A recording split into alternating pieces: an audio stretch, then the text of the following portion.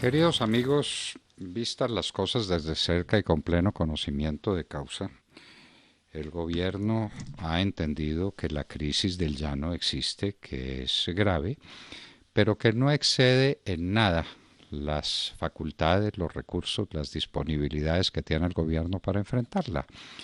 Lo que quiere decir que el asunto no es tan grave como lo creyeron los gremios, como lo creen los productores, como lo cree mucha gente, que le pedía al gobierno utilizar las facultades extraordinarias del artículo 215 de la Constitución para enfrentar y superar la crisis. Esa, desde luego, es una buena noticia. La buena noticia es que el gobierno, que tiene mejor conocimiento de causa que cualquiera de nosotros, estima que el asunto no excede sus capacidades y los recursos disponibles para enfrentarla. Estamos pues en medio de una situación que fue magnificada por la dimensión inicial que le dimos al problema, que parece no ser de esa magnitud. Vamos a ver esto cómo se desenvuelve. No sabemos si los 1.2 billones de pesos que se van a invertir y que el señor ministro de Hacienda parece tener disponibles a su entera disposición. El doctor Carrasquilla no se inmuta con la noticia, y la plata existe y los medios existen, y la crisis del llano no será tal crisis del llano, sino simplemente algunas dificultades adicionales al transporte de la mercancía que entra y sale de la mitad del país con la quiebra de esta carretera, que al parecer pudiera estar lista mucho antes de lo imaginado. Si para finales del año, con buen veranito, la carretera, las condiciones lo permiten, será retirado el derrumbe y habrá paso confiable y paso tranquilo por esa carretera. Esto es una excelente noticia que desde luego, en la que desde luego va comprometido el prestigio del gobierno nacional y sus posibilidades reales para enfrentar esta emergencia. Los hechos son tosudos y los hechos dirán quién finalmente tenía la razón. Parece que fuimos excesivos, parece que la alarma nos sorprendió y nos superó, pero que vistas las cosas desde lejos, como las vio el presidente primero, como las pudo estimar después y como las pudo analizar con su Consejo de Ministros, el asunto no tiene la gravedad que se había anunciado que tenía. Sea este el momento para revisar y para revisar a fondo la relación que el país tiene con todos los llanos orientales. Las vías alternas están en muy mala condición, lo sabe el gobierno, pero con 50.000 millones de pesos aspira a resolver el problema para que sean vías transitables, que no suficientes desde luego.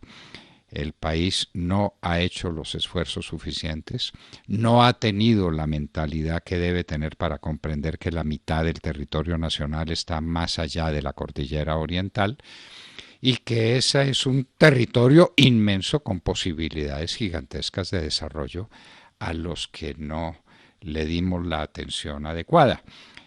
No sabemos si en los 1.2 billones de pesos están destinados unos cuantos centenares de miles para resolver el problema de la carretera llamada de la soberanía, que indica todo menos la soberanía nacional, porque la soberanía nacional implica que para ir de Cúcuta a Arauca, es decir, para todo el norte llanero, el único camino disponible sea el de Venezuela, porque la ruta del Sarare es una trocha impracticable. Al sur del país, la carretera de Florencia a Neiva es otro desastre.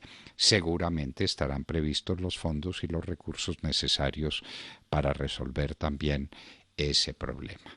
Y el tema de la carretera central, ya veremos, pero parece que no hay dificultades para recuperar los túneles que se hundieron definitivamente, el puente que se rompió y la montaña que amenaza con venirse encima una vez que retiren la tierra sobre la cual está soportada. Pero parece que no. Si lo dicen los ingenieros, si lo dice el gobierno nacional, si lo dicen los ministros, es porque eso es así.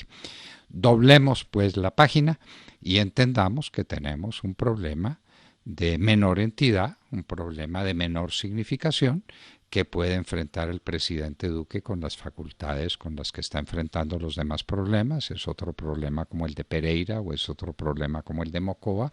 Es otro problema más por una ola invernal que ha sido inclemente, pero que ya debe terminar entrando este mes de julio.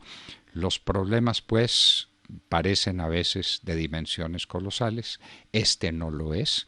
Este es un problema, no digamos que menor, tampoco hay que reducir las cosas a unas afirmaciones que el gobierno no ha hecho, no es un problema menor, pero es un problema perfectamente manejable con 67 medidas que ha tomado, que las hemos leído con algún cuidado hasta donde se puede, las acabamos de recibir, pero algunas de ellas, francamente, no son medidas para arreglar ningún problema, sino para hacer el diagnóstico de un problema que no es tan grave, finalmente, como el que habíamos pensado todos los colombianos que era.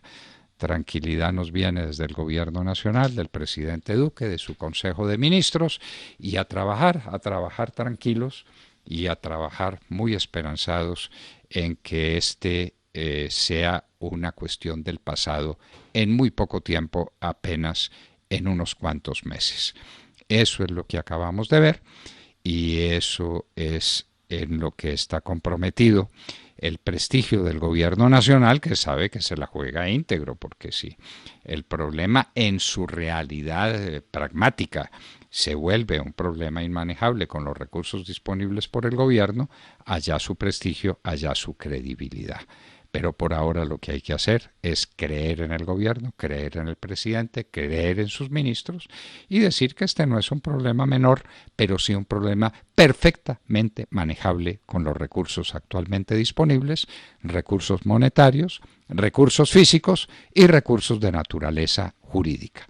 El tigre pues no es como lo pintan, la situación no es tan grave como cualquiera lo hubiera podido imaginar y a trabajar y a trabajar con los recursos disponibles que son perfectamente suficientes para sortear la crisis, según lo dicen el presidente y todos sus ministros.